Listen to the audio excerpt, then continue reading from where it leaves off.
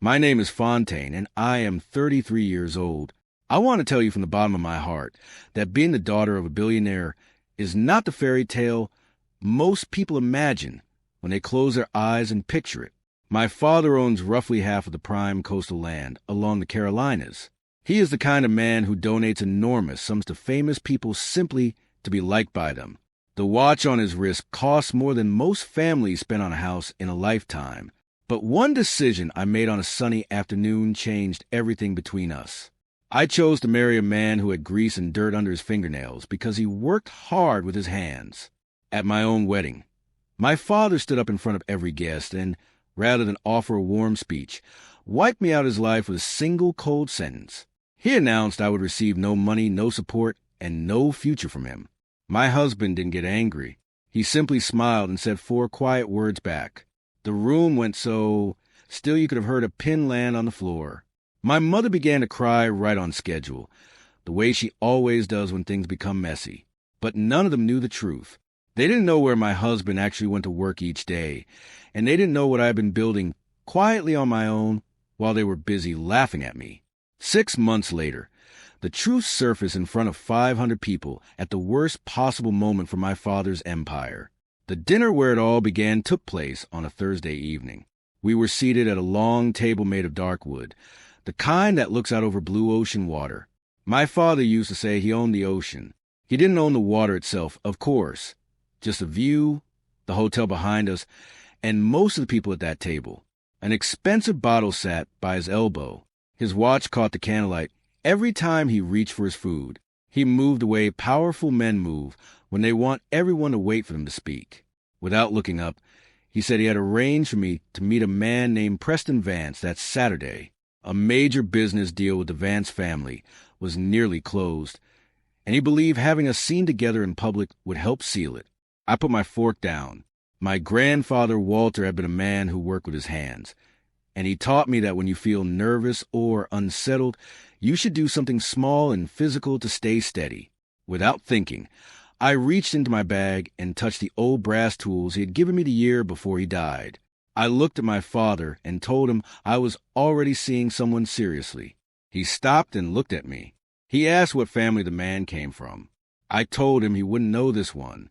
My mother's smile looked like thin glass that might shatter at any moment. My father set down his food and studied me the way he looks at a property he has decided not to purchase.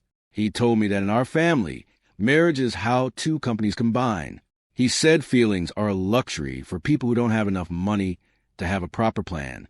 I didn't tell him my boyfriend's name was Owen. I didn't tell him that Owen would never feel comfortable at that table, and that this was precisely what I loved most about him. I just smiled and stayed quiet. Sometimes a better answer is the one you give later, when more people are watching. My father had people look into Owen's life. That was simply how the Porter family operated. 3 days later, I was called to his office on the top floor of his largest hotel, where the windows ran from floor to ceiling, and the chairs were designed to make visitors feel small. A thin folder sat on his desk. He read the name Owen Hale out loud in a flat voice, as though reading an unremarkable list. He said Owen was an aircraft mechanic. He said Owen lived simply, had no money, and came from no family that mattered. He closed the folder and asked me plainly whether I was genuinely trading a significant family alliance for a man who got dirty fixing other people's engines. I told him Owen was a good man. My father laughed and said good men don't leave anything meaningful behind for their children. They just get hired by the people who do. He stood and looked out at his ocean view and told me with absolute clarity, Porters do not marry mechanics. I had heard that voice before. It was the same voice he used when he refused to pay for my engineering degree, calling my love for building things a silly little hobby. So I paid for it myself. I worked nights and weekends. I built with my own hands while my sister was given parties in designer clothes. I told him that he had taught me how to build things, and he shouldn't be surprised that I had built a life he didn't approve of. He gave a short, dry laugh. But there was one detail in that folder that stayed with me. Owen's background had come back completely clean. No debts, no hidden problems, no past scandals. For a man who was supposed to be ordinary, his life was remarkably, almost suspiciously, spotless. I had met Owen 4 months earlier, and not at any party my family would have recognized. We met at work, which is the only place I have ever felt fully like myself. I was at a small regional airport assessing whether an older building was structurally sound. I spent the morning climbing around with a flashlight and a notebook, feeling the whole structure hum around me. When a jet engine starts up nearby, you feel the low frequency in your chest before your ears register the sound. I love that about the work. A man in coveralls was wiping his hands by the door, watching me examine a piece of metal that had begun to rust. His shirt read Tidewater. He told me that piece of metal had been fooling people for 10 years and asked what I saw. I told him. He didn't just nod to be polite. He disagreed with parts of my assessment and argued his point. He was right about some things, and I was right about others. We talked for 2 hours. He asked me what I would build if nobody was paying me and nobody was watching. Not one person in my family had ever asked me anything like that. He paid for coffee with worn cash from his pocket and took us to a simple diner rather than anywhere impressive. I noticed that the pilots at the airport treated him with genuine deference, even though he was dressed like any other worker. I filed that observation quietly. He looked at my work like it was the most important thing in the room. He told me he didn't care who my father was, and I believe him completely. He proposed in that same airplane hangar, which was perfect because it was the place where I felt most like myself. There was no stage moment with an expensive ring selected by an assistant. He made the ring himself on a machine in the back of the shop. Simple metal with a small mark where he had joined the ends. He was nervous. He told me he couldn't offer the life my family expected, but he promised he would never make me feel small. I said yes before he had finished the sentence. Telling my family was an entirely different experience. My sister Brooke posted a picture of a wrench online and laughed publicly. Preston, the man my father had intended for me, told his friends he was relieved to be free of the situation. My mother called and simply breathed into the phone because she didn't know what to say. When my father finally called, he didn't raise his voice, which was always the more frightening version of him. He told me he would give me a wedding I would never forget. I was too happy to hear the threat inside that promise. I told Owen, expecting him to be worried. He just nodded calmly, like a man checking the weather, and said we would still be married by the end of the day regardless of what my father arranged. I should have understood then that Owen was not exactly who I thought he was. 2 days later, my mother arrived with wedding magazines and an expression more appropriate for a memorial service. She didn't ask whether I was happy. She asked only what people would think. She told me I was damaging the family name for a man who smelled like oil. I told her I loved that smell. She said not to make her choose between me and my father, which was something she had said my whole life, and which always meant she had already chosen him. I held my grandfather's tools in my bag. Walter used to say that a measurement doesn't care how you feel, and neither should you. I told her she had made her choice a long time ago.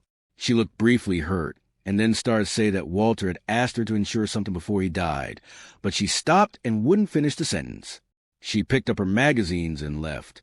I sat for a long time wondering what Walter had wanted her to tell me. Then my money disappeared overnight. Credit cards stopped working. The income one received for consulting on family business dealings simply ceased without a word. Old friends from school stopped returning calls, citing their parents' business relationships with my father as a reason. But my father had made a serious miscalculation. He believed that removing my money would stop me. It didn't. I sat down and looked at what I had saved, calculated what I needed for food and rent, and found that the numbers, while small, held together. Owen offered to cover everything. I told him no. I needed to stand on my own first. My father could take the money, but not my mind or my hands. We moved into a small wooden house near the airport that my mother would have been horrified by and that I loved immediately for its light and its quiet. I began to notice small things about Owen that didn't add up. Late phone calls in which he mentioned boards and legal teams. A magazine left on the kitchen table one morning, featuring a profile of a wealthy, publicity-shy man who owned a major aviation company and still personally serviced his own engines. There was no photograph of his face, only a hand resting on an engine. Owen watched me look at it. He told me that money is just a tool, and he wanted me to trust the man rather than the balance sheet. I laughed and told him he sounded like a fortune cookie. He was telling me the truth. I just wasn't ready to see it yet. We wanted 50 chairs and our closest friends. When we arrived at the chapel, the parking lot was lined with expensive cars. My father had invited 200 of his own guests and arranged the seating himself. He placed Owen at a small table at the very back near the exit door, with a sign that said guest rather than groom. The room was full of people watching us like we were an inconvenience. My mother wore gray. My sister filmed everything on her phone. I found Owen at the back table looking like the calmest person in the building. We got married anyway, and for a moment it was only the two of us and nothing else existed. Then I heard my father tapping a glass with a knife. He stood and delivered a speech about how he had built everything from a single small hotel and how he hoped I would marry someone worthy of the family name. He looked at Owen and called him a grease stain on our family. People laughed. My sister aimed her phone at my face to catch the moment I broke. Then my father announced to the room that from that day forward, I was no longer part of the family. No money, no inheritance, nothing. I was, he said, just a mechanic's wife now. My mother sat silent, but I did not break. I stood straight the way Walter had taught me and let my father finish his performance. Then Owen stood up without any urgency, looked at my father and said, "Thank you for the toast. We don't need the money." My father asked what Owen could possibly give me instead. Owen said, "Respect and the truth." An older man at a nearby table stood and bowed his head toward Owen. My father didn't recognize him, and for a brief moment looked uncertain before reasserting that our family does not marry mechanics. When I spoke, I told the room that my father has always believed people are only worth what they've been given. I told them I had spent 28 years trying to earn his pride. I paid for my own education and learned to build real things while he called it a hobby. I looked at my mother and said I hadn't lost a family that day. I had simply stopped trying to belong to one that never wanted the real version of me. Some of my father's own guests began to clap. About 30 people left with him. More than 200 stayed. 2 weeks after the wedding, a lawyer contacted me. She had worked for my grandfather, Walter, and was now fulfilling the final terms of his estate. She handed me a file. Walter had left me things I could only receive if I married a man I had chosen freely, without my father's arrangement. Inside was a letter my mother had kept hidden for an entire year. Walter's brass tools and documentation of his old machine shop, along with share of a company he had quietly built. It also turned out that an engineering drawing I had made in high school had been used in bridge construction projects across the country, and I had been owed royalties for years. I was financially independent, and not $1 of it had come from my father. I threw myself into the work. I took engineering contract around town, and word spread that I was excellent at what I did. I went to Walter's shop and felt immediately at home. The hobby my family had mocked had been generating real value for years, while they called me worthless. Then my father announced the opening of a major new coastal resort. He had promised wealthy guests direct private jet access, and had spent 2 years trying to secure a partnership with a prominent aviation company called Meridian to make it possible. He had never managed to arrange a meeting with its owner. That evening, Owen sat me down and told me everything. The hangar was real, and he genuinely loved mechanical work, but he was also the man my father had been trying to reach for 2 years. He had lived quietly and kept his wealth hidden, because he wanted to find people who saw him rather than his net worth. He showed me the resort opening invitation. His company was listed as a host. He hadn't lied to me. He had just never shown me his price tag. I stayed up most of the night. I pulled up his company and found the same photograph that had been on our kitchen table, a hand resting on an engine, Owen's hand. My husband was a man my father had spent 2 years begging to meet. My family made one final attempt before the opening. Preston implied Owen was after my inheritance. Brooke reposted wedding footage for attention. My mother called and told me I could come home and have the money back if I left Owen before the cameras arrived. I told her I would be at the opening, but not the way she was imagining. Then a safety engineering firm hired me to certify the structural integrity of the resort's signature glass room, suspended over the ocean.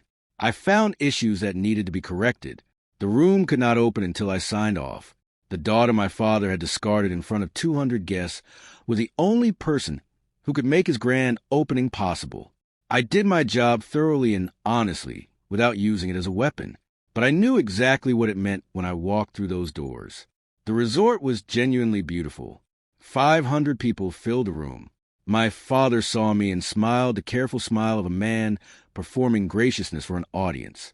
Then the evening's host introduced the owner of the aviation partnership, and Owen walked onto the stage. My father's face turned white. He spilled his drink. The room applauded warmly. My father stood completely still, the full weight of 2 years of fruitless pursuit landing on him all at once.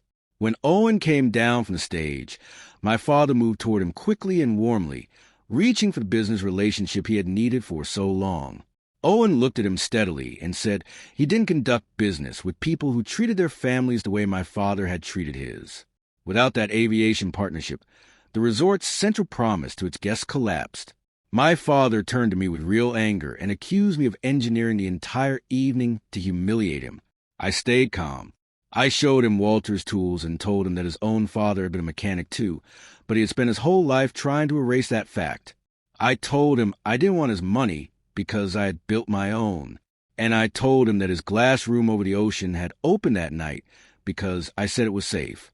The video of the wedding speech had already been circulating. After that evening, business partners began quietly distancing themselves. The governor stopped being photographed with him.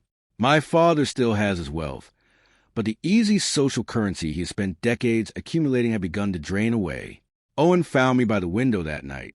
We looked out at the ocean my father claimed to own and said those 4 words again to each other. We don't need it. My mother came to me and tried to suggest she had always been quietly on my side. I told her I knew she had kept Walter's letter from me for a year and that she had already made her choice long ago. Brooke told me she was exhausted from performing the role of the good daughter. I told her I could forgive her, but I would not be sharing my secrets with her again. Not yet.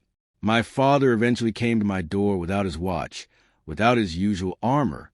He looked genuinely smaller. He asked if he could apologize. I told him I didn't need the apology right now. I told him he needed to show me something different over the next 10 years. I didn't slam the door, but I didn't open it all the way either. That is the honest version of where things stand. My mother sends notes. Brooke and I talk occasionally. My father comes by on Sundays and watches me work in the shop. He is learning, slowly, to listen instead of direct. It is not a fairy tale ending. It is better than that because it is real. Every evening I work in Walter's shop with his tools on the wall and the sound of aircraft engines in the distance. My father thought I was a decoration. My mother thought I was a problem to be managed. They were both wrong. What people give you is pleasant while it lasts, but what you build with your own hands is what remains. No one can take away the thing you made yourself. I stopped needing a famous name and found my own instead.